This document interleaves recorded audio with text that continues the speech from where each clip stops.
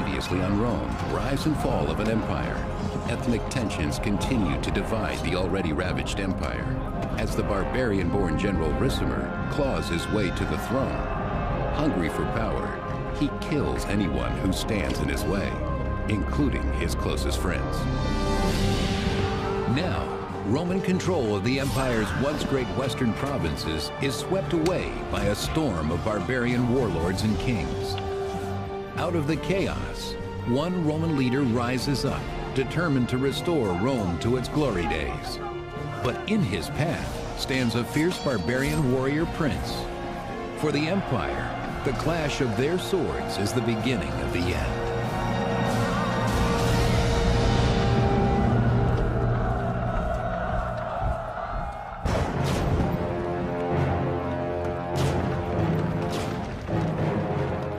By the 5th century AD, after hundreds of years of constant warfare, the Western Roman Empire is a mere shadow of its former self. The empire was into full-blown crisis. There was increasing pressure from barbarians outside the empire who wanted to come into the empire. And above all, there was the tremendous financial pressure. The empire wasn't generating the revenues that allowed it to keep its military forces strong and its infrastructure repaired. Without a well-armed military, Rome is powerless against one of the largest barbarian forces the empire has ever seen, the Huns, led by their ferocious leader, Attila. 5th century chronicler Callinicus recounts their savagery. The barbarian Huns became so great that more than 100 cities were captured, and there were so many murders and bloodlettings that the dead could not be counted. The Huns, a nomadic tribe from the east, lay waste to what little is left of the empire. The fact is that there is no state in the West. The West has dissolved. The West has fallen apart. There are so many different entities, so many different armies, so many different powers that are vying for control, that there's no control.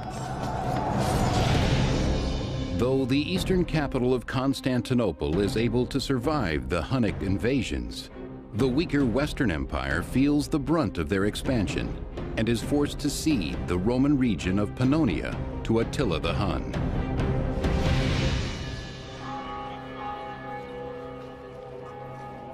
In the empire's former territories, Romans must now answer to their barbarian rulers, the Huns.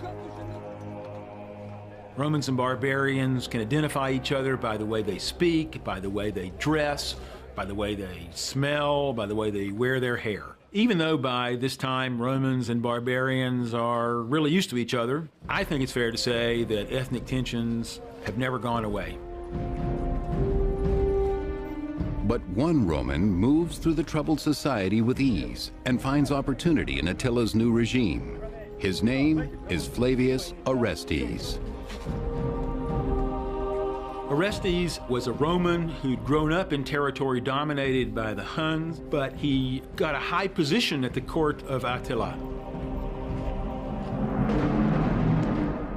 The empire may be falling down around him, but it's his Roman heritage that makes Orestes and the other Pannonians valuable to Attila.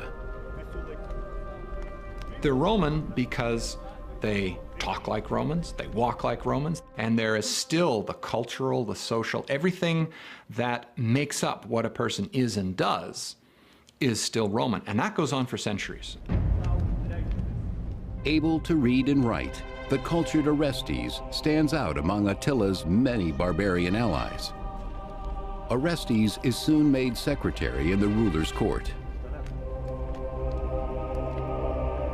Orestes got to see how Attila had a real political vision, trying to merge the Huns with the Romans through marriage and political alliance to come up with a new empire there in the north.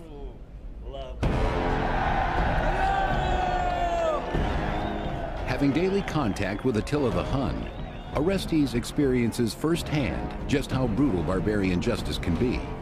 His Roman sensibilities are easily offended. I think it is fair to say that there's what we would call ethnic tension between barbarians and Romans. They faced a problem similar to the problem that we face today. These different peoples from different cultures need to work together in important ways. They want to become like each other, but there's tension between them. Though Orestes is repulsed by the barbarians' blood sacrifice of their enemies, in Attila's power, Orestes finds the ambition for something more. Orestes, when he served in the court of Attila, was able to see how this leader was organizing a nation out of nothing. And I think Orestes, above all, would have learned that there was a real possibility of seeing a new kind of Roman world. One led by a king that melded barbarian and Roman strengths to restore the glory of Rome the way it had been at the time of the founders, the kings. Orestes may be ruled by barbarians, but he will always be Roman, and always think of himself and his people as superior. He longs to return the once great empire to its Roman roots. In 453 AD, Attila's reign comes to an unexpected end on his wedding night, soon bringing about the collapse of the mighty Huns and their barbarian allies. His bride finds him dead of a broken blood vessel, and terrified of being accused of killing him, spends the entire night next to the corpse. 6th century historian Jordanes. He fell, not by wound or by foe nor by treachery, but happy in his joy and without pain.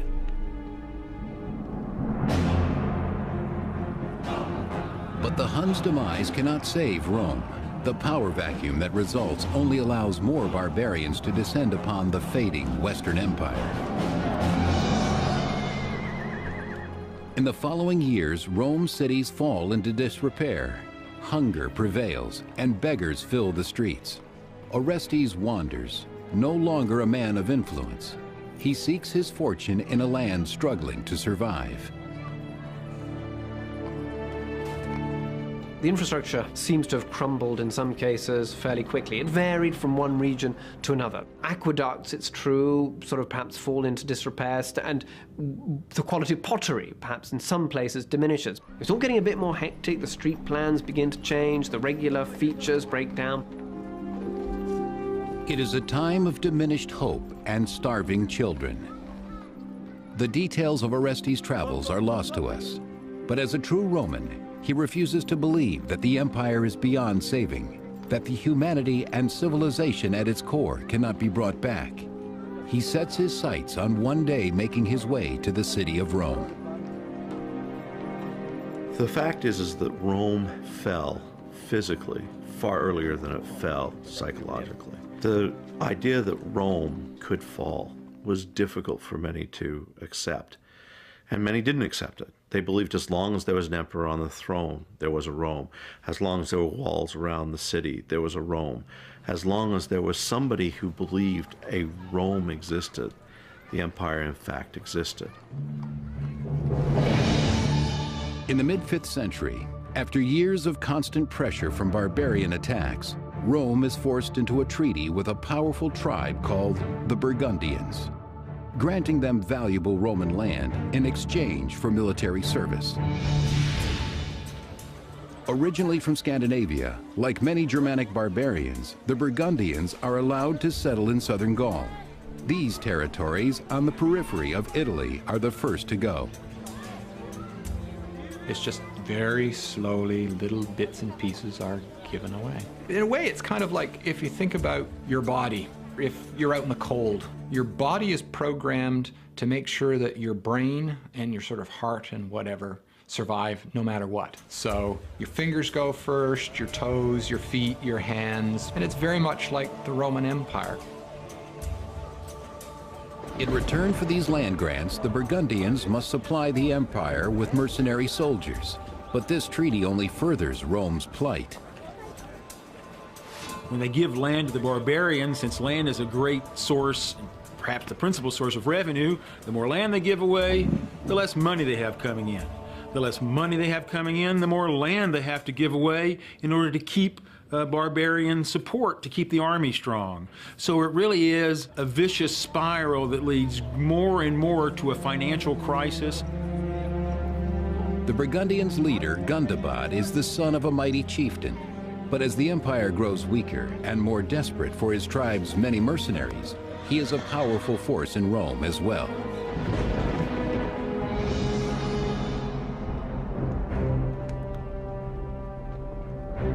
In the empire's capital, Gundobad is made the master of soldiers, but he controls more than the army. He also chooses Rome's emperor, Glycerius. It's a choice made by Gundobad because Gundobad thought that he was a loyal figure. But it's clear that Glycerius must rule at the pleasure of Gundobad, and he must rely upon the support of Gundobad to do this effectively. The emperor's great throne room is filled with more barbarians than Romans. The Western Roman army at this point is overwhelmingly barbarian, if not entirely. It seems likely that there were still native Roman forces in there. But when we do hear of this army, it's an army that contains Turks and Germans and a range of other non-Romans. In charge of Glycerius's barbarian mercenaries is a barbarian warrior named Odovaker.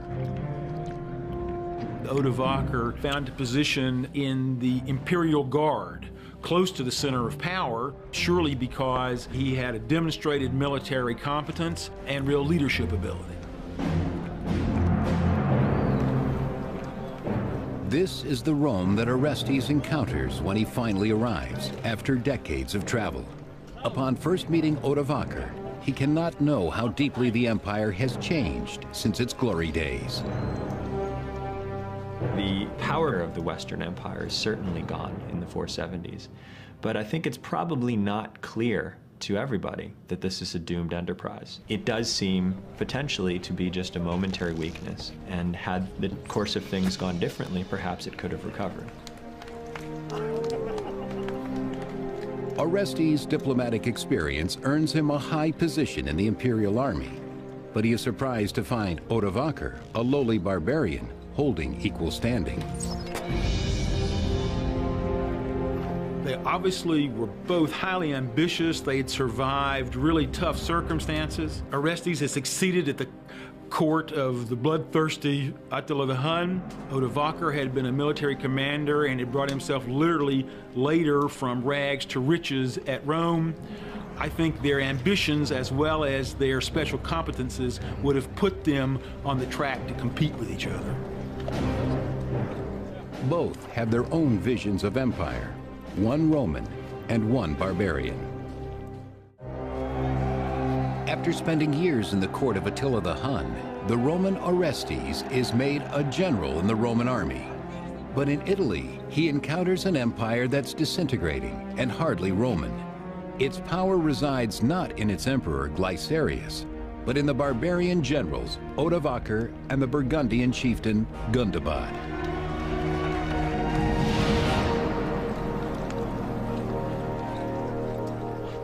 In the past, Rome had integrated its barbarian mercenaries in the army to ensure that they never gained too much power. But what happens in the 5th century is that they stay as Germanic groups. They get to keep their own clothing, their own food, their own culture, their own administrative structure, their political structure, their military structure, and it's bizarre, but they aren't Romanized. And now, Gundobad's warriors hold the same rank as their Roman peers and Emperor Glycerius's Roman army.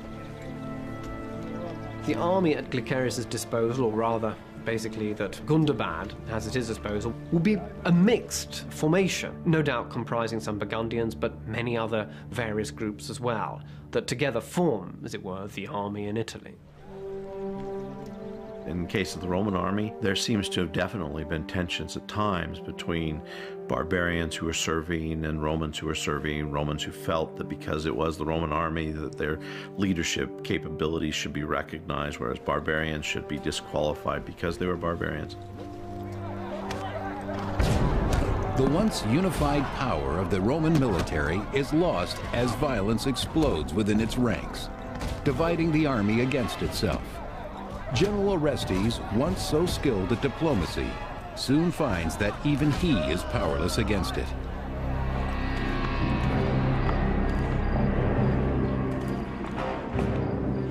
As Rome suffers greater losses against tribes like the Visigoths in Gaul, Roman soldiers must question the allegiance of their barbarian allies. I think everybody had their own interests at this point. Things become somewhat fragmented and diffuse, so that what we're dealing with is a group of people whose interests are no longer united, even among the Romans themselves. Chaos reigns on the battlefield when the army no longer fights for the empire, but every man for himself. When the enfeebled Western Empire can no longer keep its enemies from sacking the Mediterranean coastline, the stronger Eastern Empire, based in Constantinople, finally steps in.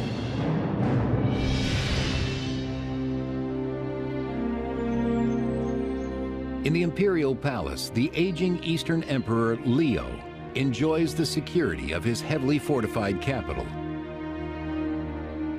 The reality of the Roman Empire in the mid-5th century was that there was a distinct East and West. The reality was also that the East was prosperous, the West was not. Blaming Glycerius for Rome's failures, Leo hopes to extend his own reach by appointing a new Western emperor, Julius Nepos. The thinking about why Nepos was chosen to go to the west revolves around the position that Nepos had at court. He was a very well-placed person, related by marriage to the Emperor Leo. He was a figure who was suitable for leading an invasion to Italy.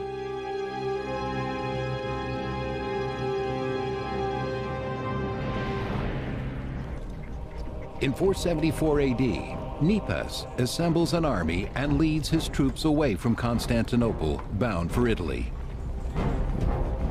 The East is going to look to reassert its influence in the West and find a candidate who could depose Glycerius. Its reaction is not a surprising one. As a newly appointed emperor, Nepos has a great deal to prove, and even more to lose, if he fails in bringing the Western Empire back from the barbarians.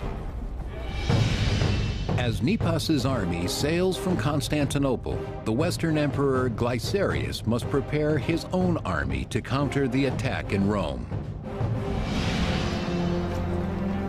But when Glycerius orders Orestes and Odovaker to ready their troops for battle, he encounters firsthand the problem of barbarian loyalty. Gundobad and his Burgundian troops desert him in his hour of need.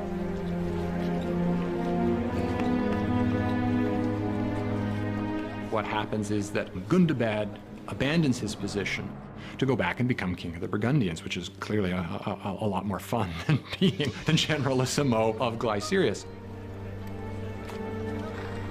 The army, because it's not a Roman army in terms of its native background, has a different agenda and a different set of desires than perhaps a citizen militia would.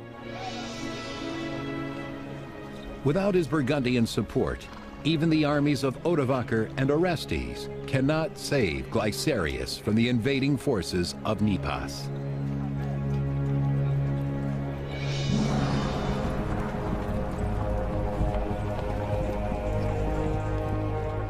As Nepos draws near Rome, Glycerius and his commanders ride out, not for battle, but to plead for mercy.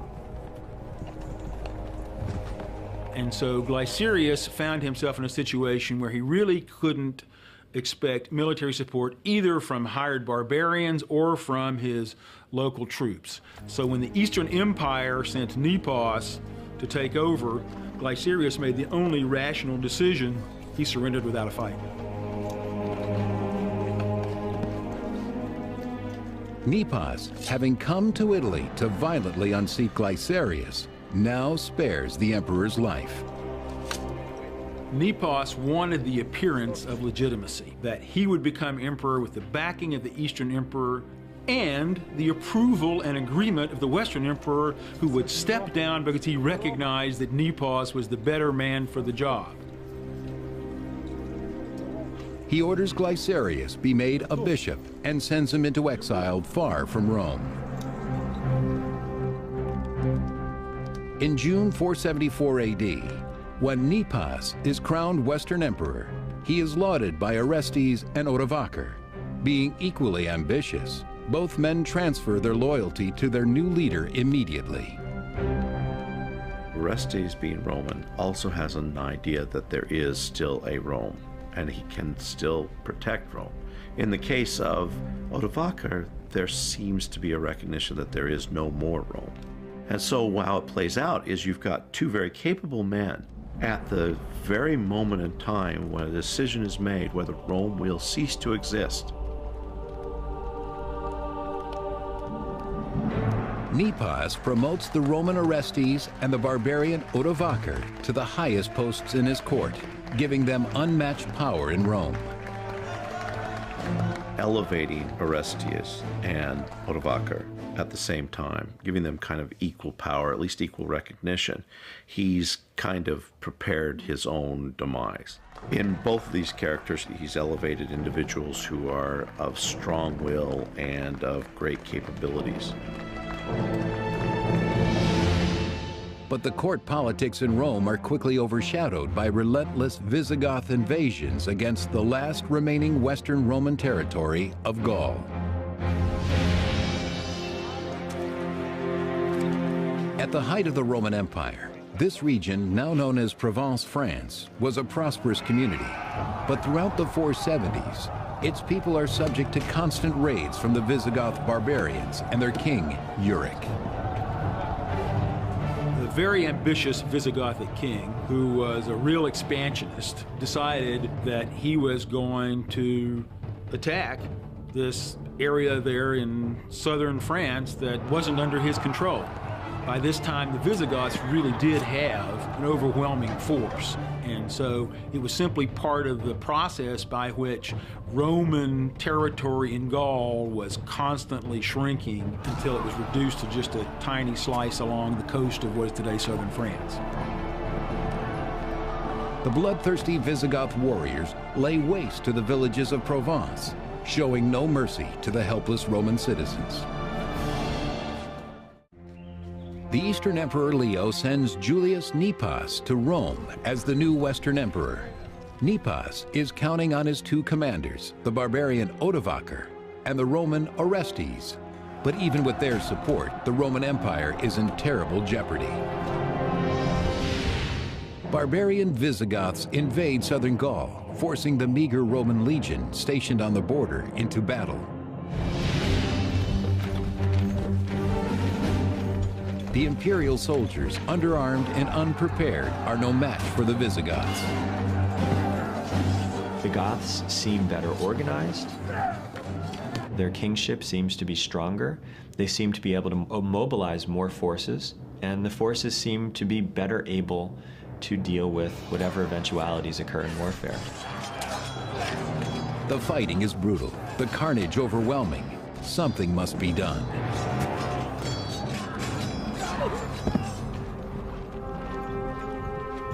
Though the Roman commander Orestes is inexperienced in battle, Emperor Nepos sends him from Rome to Gaul with orders to drive the barbarians out. He's to be the new commander-in-chief in Gaul. Now, the thing is, you can ask yourself, is this such a great honor or such a great position to be given that there's very little that's left to be controlled in Gaul? It seems like an honor, but perhaps it was actually a way of sidelining him. We don't know.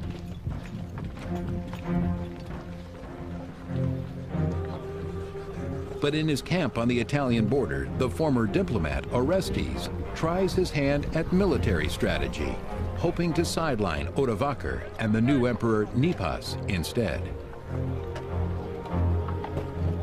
He offers a deal to his mostly barbarian soldiers. If they march with him against Emperor Nepos, he will grant them valuable land in Italy. We know that Orestes turned against Nepos, that instead of following the emperor's instructions, he decided to try to seize power for himself. Why did Orestes turn against Nepos? I think Orestes had a vision of restoring Rome, Abandoning Gaul to the Visigoths, Orestes leads his army from their camp in northern Italy back towards Rome. But when Emperor Nepos learns of the invasion, he flees to Ravenna.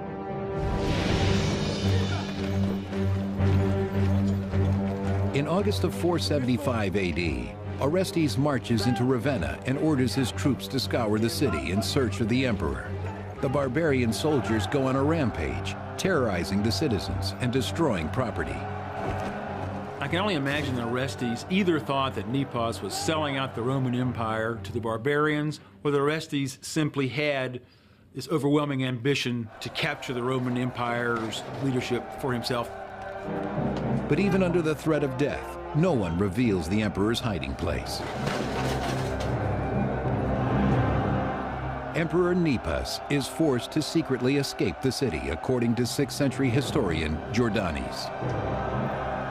Nepos fled to Dalmatia, and, deprived of his power, he languished there as a private citizen, in the same city where the exiled Emperor Glycerius recently became bishop. Soon, Nepos is on his way out. He's exiled and will continue to be exiled, calling himself emperor until 480. And in fact, some historians give him sympathy as the last Roman emperor, but he's long since ceased to exist as an emperor. With Nepos gone and the barbarian soldiers under his thumb, Orestes believes he can restore order to an empire engulfed in anarchy.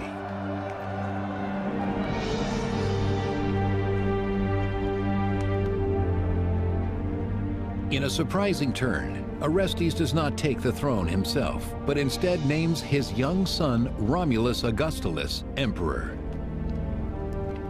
Orestes decided that he, with his childhood having grown up among barbarians and his service at the Hunnic court, that maybe the Italian elite wouldn't want him, Orestes, as the emperor, but they would accept this pure Italian Romulus as their leader because it would appeal to their sense of tradition, no matter how empty in terms of power that feeling was now.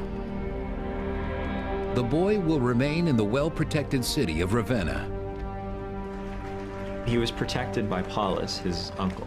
Romulus is still an adolescent and had not yet come to full maturity, hence his name Augustulus, or Little Augustus. Young Romulus is merely a puppet for his father. It is Orestes who will rule the empire, finally edging out his rival, Odovaker, to become the most powerful man in Rome.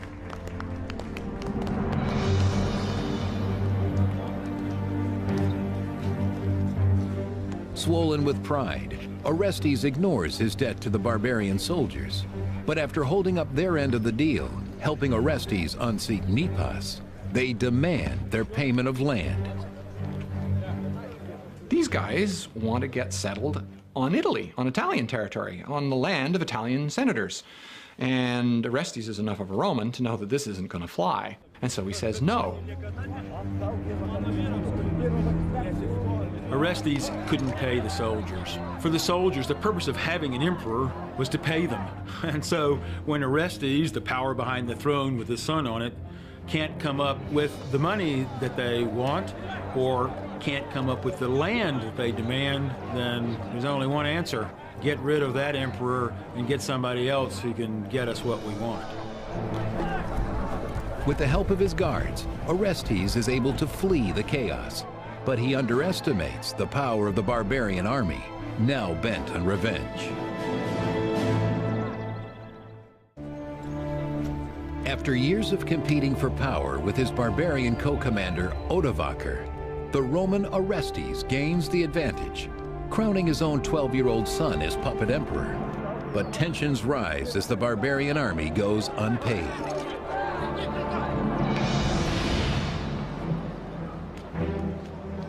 When the barbarian soldiers are denied what Orestes has promised them, settlement land in Italy, they turn to his greatest rival for help, Odovaker.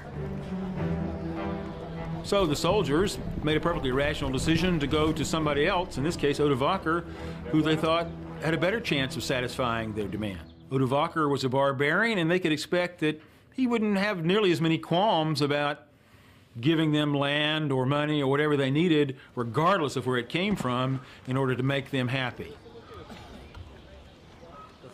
The soldiers make Odovacar an offer he can't refuse. So they turn to him and they say, well, if you can get us this land, we'll make you king. How does that sound? Oh, that sounds all right. So off they go, and he seems to be the leader of the sort of ragtag bag of Germanic peoples in this supposedly Roman army. Together they set out to bring down all Roman power in the empire. Odovacar will now taste the revenge he seeks against Orestes, who dared to usurp his power in Rome.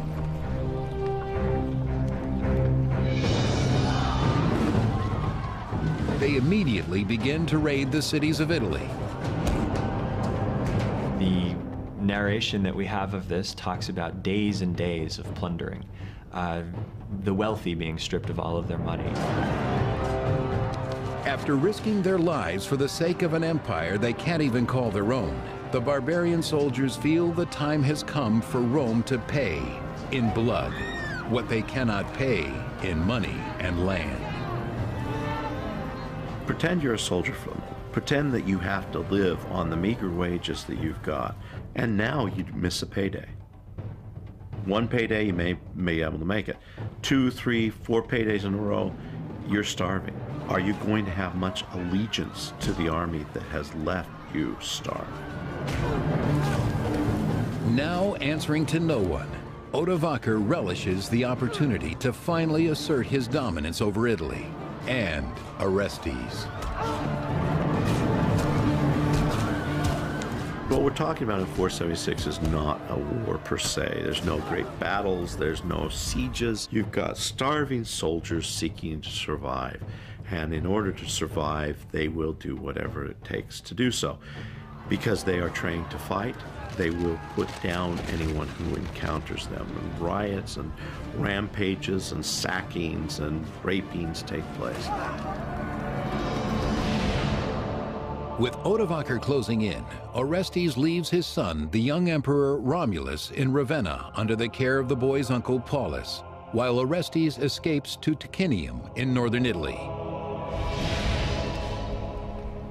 Orestes is forced to seek refuge from Odoacer and his troops in Ticinium, which is modern Pavia. We're told by a text that the bishop of Pavia gives Orestes sanctuary in the city. But even the house of God cannot protect him from the barbarian forces. Orestes is forced to flee as Odovacar and his men ravage the church, desperate to root him out. The bishop had his collection of alms stolen. All of the money he'd collected to help the poor was stolen by Odoacar's forces. They also burned buildings, including the church. As the church goes up in flames, so do Orestes' visions of the empire's rebirth. Odovacar does not care about the perpetuation of Rome. In fact, it's a realization to him very early on that Rome no longer exists. But what role does he play? What power can he hold?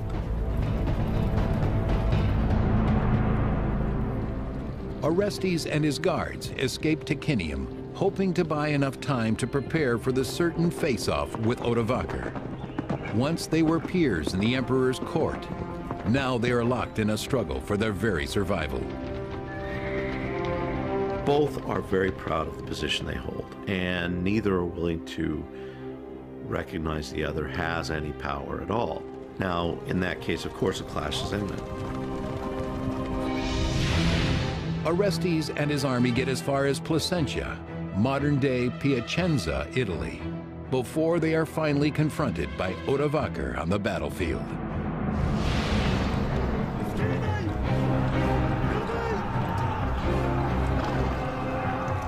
The inexperienced Orestes has little chance against the savagery of Odovacar's barbarian troops.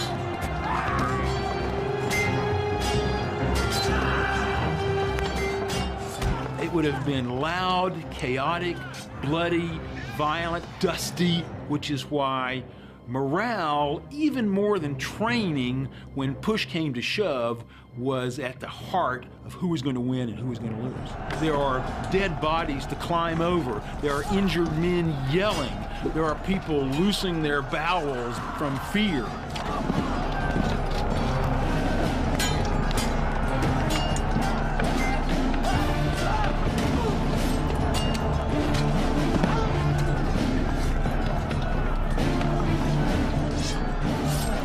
There was something still symbolic about the empire, as if the last few gasps of imperial power could be hung on to by someone who felt that the empire could be restored by them. They thought the empire was still existent, or that they could save the empire. We know as historians now that they cannot. No matter how foolish, Orestes refuses to admit defeat. When the Roman general Orestes breaks his promise of land to his barbarian troops, they launch a full-scale revolt led by Orestes' rival, the barbarian general Odovaker. Now fighting on a battlefield near Placentia, Italy, the two adversaries vie for supremacy, just as they once did in the emperor's throne room in Rome. Odovaker and Orestes are the two most important individuals in the West. On their shoulders lie the future of Rome, and one has to agree with the other. There has to be some compromise made. If not, there will be violence, and that's in fact what happens. It's a brutal fight to the death, and in the battle's end, just as in the empires, the Roman finally succumbs to the mightier barbarian.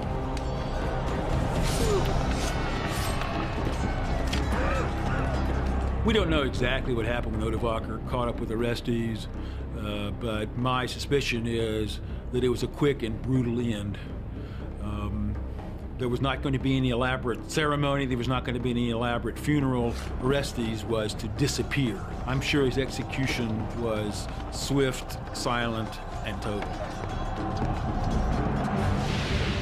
Victorious, Odovaker and his troops marched to Ravenna to address the only unfinished business left, the young son of Orestes, the last Western Roman emperor. The 12-year-old emperor, Romulus Augustulus, and his uncle Paulus are unaware of Orestes' death and unprepared for the murderous assault of Odovaker's men. When Odoacer comes to Ravenna, Romulus is not able to put up much of a fight, but Paulus, who is charged with protecting Romulus, manages to do this and tries to protect his nephew. Odoacer's forces then kill Paulus and move against the boy emperor, Romulus Augustulus. Terrified, the boy flees the sounds of his uncle's murder. The last Roman emperor, trapped like a bewildered animal, cannot hide from the barbarian's blade. There is no escape. Romulus is a mere figurehead, and so there's no reason, in essence, for Odoacer to do anything to him. But the ruthless warrior makes a surprising choice. He spares the boy's life, sending him into exile.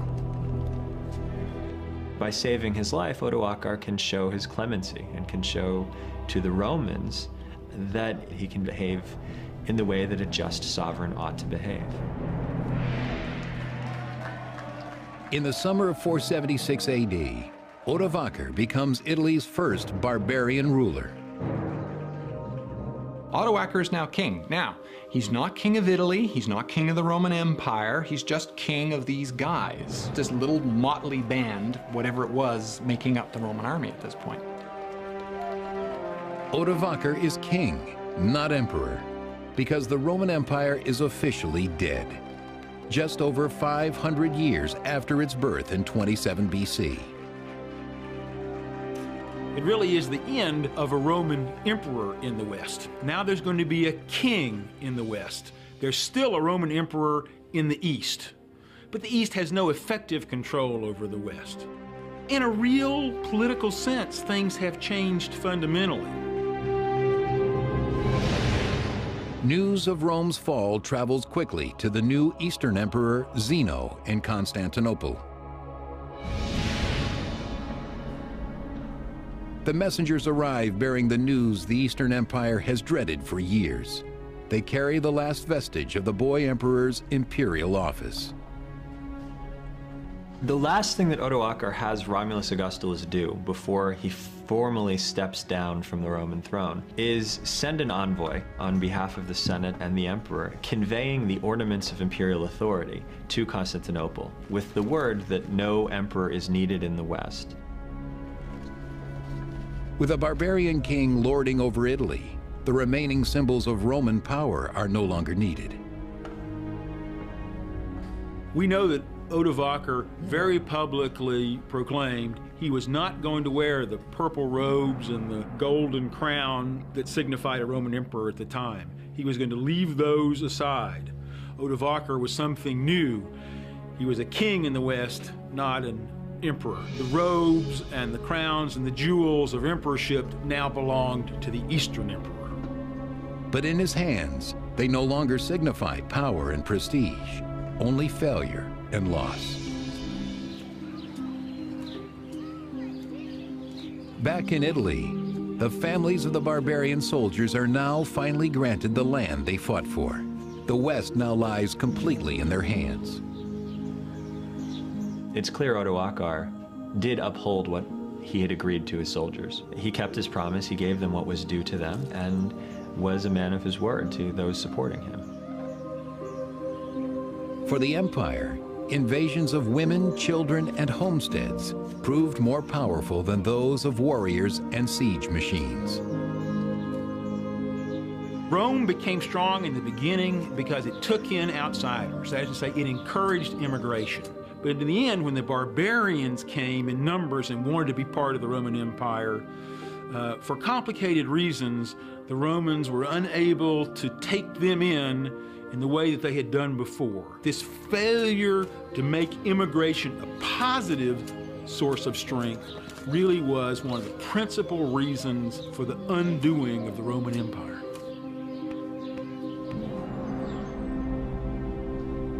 But despite the fall of the empire, in remote places like monasteries and libraries, the great knowledge and ingenuity born of Roman civilization is miraculously salvaged and saved. The idea of Rome endured because in those pockets where there was still an emphasis on learning and education and books, it was Romanness and the classics of Roman literature and culture that were seen as the foundation of a civilized life. The Roman Empire has bequeathed a huge amount to us, certainly in the West. So many institutions, so much terminology, the very languages that we speak that are so marked by Roman influence. It's all around us. We simply cannot escape the Roman legacy, however hard we may try. And that's why it matters.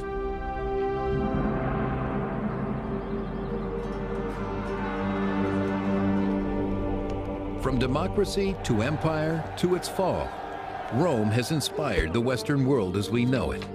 Its civilization survived centuries of war, persecution, corruption, and plague, only to die quietly, slowly, at the hands of one barbarian soldier.